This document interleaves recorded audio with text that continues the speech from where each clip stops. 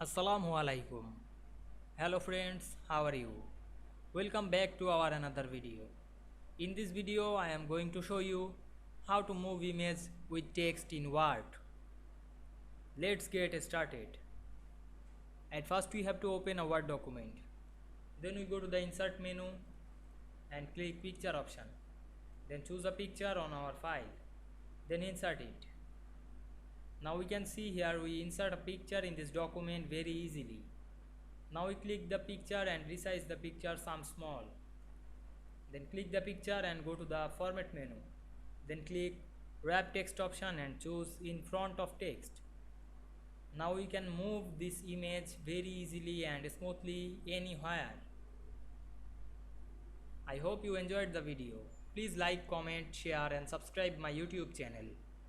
Thanks for watching.